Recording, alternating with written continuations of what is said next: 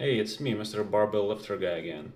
If you're working on some kind of project, and in the context of this video, let's say it's gonna be a game project, right?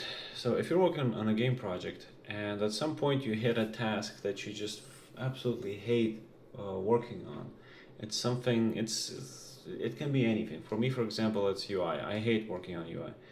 So you hit some kind of a thing that you gotta do in the project, and you know you have to do it, but you just hate working on it and you can't bring yourself to do it.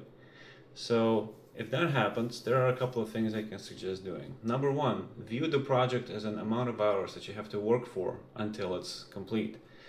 So think about it this way: anytime you spend slacking instead of working on the game, that's time that you wasted. For example, if you have 8 hours of free time in a day that you could spend on anything, and you spend 4 hours doing fuck all, that's 4 hours that would have, if you had actually put those hours into the game, that's you finishing the project 4 hours earlier. So slacking should always be treated as time that is completely wasted, and time that could have been used to release or finish the project sooner. That doesn't mean that you should always be working. That's impossible. If you work all the time, you're gonna burn yourself out very hard. But for the purpose of just slacking when you don't, when you're not tired from work, that's just wasted time. And on its own, it might not seem like a compelling argument, but it ties into what I'm going to say next. Nobody is going to find the motivation for you to work on your project. See how that directly relates to slacking? If you're like putting off working on the game because there's some task um, that you don't like doing and you have to do it, well, who's gonna find the motivation for you to do it? Nobody's gonna find the motivation to do it. Number three, nobody except for you will do the work you don't like. So if you're, for example, doing this in your spare time with a team of other people, right, or a friend or some friends, and you're not being paid for it by anyone, then just understand that nobody's gonna do the work that you don't like doing except for you. So ultimately, there's no point in slacking, there's no point in avoiding the tasks you don't like, because no one's gonna do it except for you. And number four, who's gonna make the game?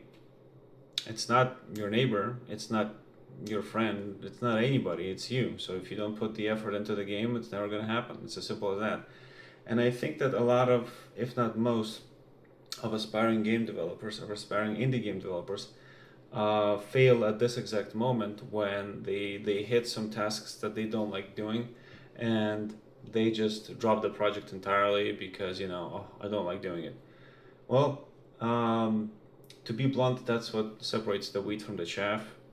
If you want to finish something, if you want to finish some big project that you do in your free time, you still got to do it, and you still have to, put the effort into it, put the time into it. There's no way around it. And I've seen several projects of my friends who just dropped their projects entirely just because they had a snack, they had some tasks they didn't like, and like they put 1 month into the game, and then later they start a new project, and then 1 month later they start a new project, and then a month later a new project, month later new project, month new project, month new project.